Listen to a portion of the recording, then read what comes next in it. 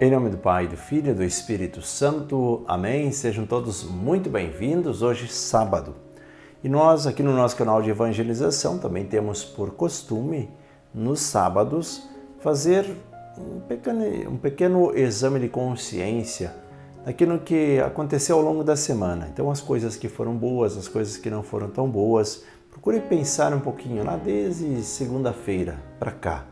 Esse tempo aí, nessa semana, o que você vivenciou? O que você conquistou? O que poderia ter sido diferente? E coloque tudo isso também em oração. Peçamos que Nossa Senhora cuide dos nossos corações e nos ensine cada vez mais o caminho para chegarmos até o seu Filho Jesus. Hoje a Igreja nos convida a celebrar São Simão e São Judas Tadeu. Simão, o cananeu ou zelota, e Judas Tadeu foram chamados diretamente por Jesus. Seus nomes encontram-se em todas as listas dos apóstolos. Judas tornou-se popular e é cultuado como padroeiro das causas desesperadas. O exemplo desses fiéis seguidores de Cristo nos estimula a manter a unidade na Igreja e nas famílias. Então vamos juntos, a exemplo desses apóstolos, também ouvir a palavra do Senhor e procurar sempre nos tornar discípulos evangelizadores, discípulos missionários. Pegue sua Bíblia, você que também já recebeu o seu periódico, liturgia diária, vamos acompanhar juntos. Evangelho de Lucas, capítulo 6, versículos 12 até o versículo 19. Diz assim: Naqueles dias, Jesus foi à montanha para rezar e passou a noite toda em oração a Deus. Ao amanhecer, chamou seus discípulos e escolheu 12 dentre eles, aos quais deu o nome de apóstolos. Simão, a quem impôs o nome de Pedro, e seu irmão André. Tiago e João, Filipe e Bartolomeu, Mateus e Tomé. Tiago, filho de Alfeu, e Simão, chamado Zelota. Judas, filho de Tiago, e Judas Iscariotes, aquele que se tornou traidor. Jesus desceu da montanha com eles e parou num lugar plano. Ali estavam muitos dos seus discípulos e grande multidão de gente de toda a Judéia e de Jerusalém, do litoral de Tiro e Sidônia. Vieram para ouvir Jesus e serem curados de suas doenças. E aqueles que estavam atormentados por espíritos maus também foram curados. A multidão toda procurava tocar em Jesus, porque uma força saía dele e curava a todos. Palavra da salvação, glória a vós, Senhor. Vamos juntos meditar a palavra deste dia.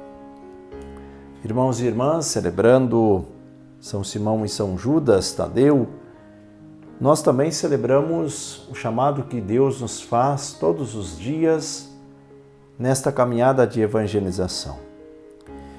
E é interessante nós obedecermos esta pedagogia de Jesus, porque antes de qualquer decisão, o que fazia Jesus? Passava horas em oração.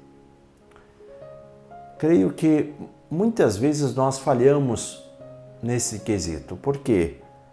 Acabamos querendo resolver os problemas de uma forma muito afoita, né? Às vezes a gente é muito impulsivo. Vou resolver isso de uma vez e pronto. E muitas vezes a gente não consegue resolver porque a gente não parou para pensar, para rezar, para pedir as luzes do Espírito Santo sobre a vida. Às vezes nós queremos simplesmente agir, mas antes de agir, nós precisamos nos colocar na presença de Deus. Esta dinâmica deve ser obedecida. E aí olhamos para esta pedagogia de Jesus.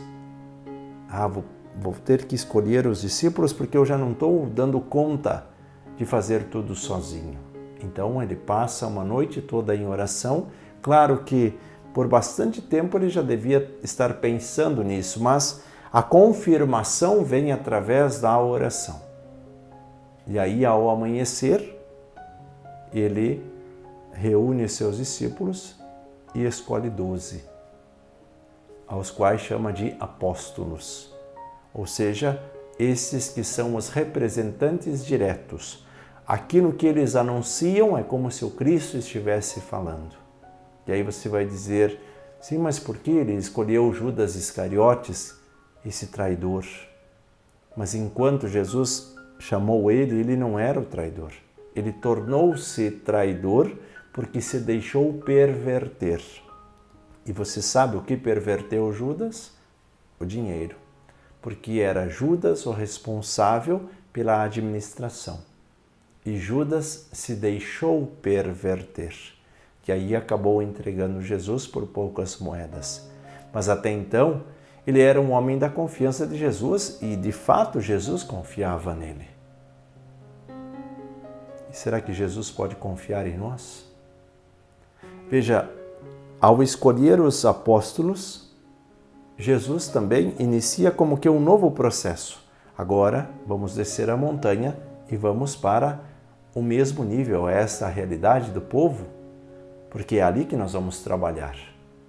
E nesta realidade do povo se encontravam muitos discípulos do Senhor, onde nós também hoje nos encontramos. Cada um com as suas responsabilidades, cada um com as suas atividades, e nós precisamos respeitar tudo isso, mas sem esquecer que somos discípulos do Senhor. Não podemos, na verdade, não podemos ficar contando simplesmente com a orientação daqueles que estão à frente de uma comunidade. Ah, se o padre não me ensina, então eu também não quero aprender. Eu não busco. Mas a responsabilidade não é só do padre, não é só do diácono, não é só do bispo, não é só do ministro da Eucaristia, não é só do catequista. A responsabilidade de todos nós. Cada um vivendo a sua vocação de acordo com o seu chamado. Então eu, enquanto discípulo, eu preciso também querer aprender com a palavra de Deus, eu preciso também me colocar em oração, eu preciso também rezar por aqueles que me pedem orações. Então, enfim, cada um na sua realidade, vivendo também o seu discipulado. E você que foi conduzido a uma responsabilidade maior, como um padre, como um religioso, uma religiosa, um ministro da Eucaristia, enfim, qualquer que seja a sua função, nós precisamos nos olhar como irmãos. Se Jesus escolheu alguns para assumir a frente das nossas comunidades, não quer dizer que esses sejam mais do que nós. O povo não é menos do que ninguém. Nós somos todos iguais, por isso Jesus chama os seus apóstolos e diz para eles, vamos descer da montanha, nós vamos agora para uma realidade ao mesmo nível. Nós recebemos uma missão, nós temos responsabilidade, mas dentro de um mesmo nível, porque é ali que nós precisamos nos olhar como irmãos e assim viver. Peçamos que Deus toque no nosso coração nesse dia, para que nós possamos nos tornar mais sensíveis a esse chamado e também às responsabilidades que nós temos enquanto discípulos do Senhor, enquanto cristãos, enquanto batizados. Peçamos a bênção, em nome do Pai, do Filho e do Espírito Santo. Amém. Irmãos e irmãs, permaneçamos todos na paz e até o próximo momento de oração.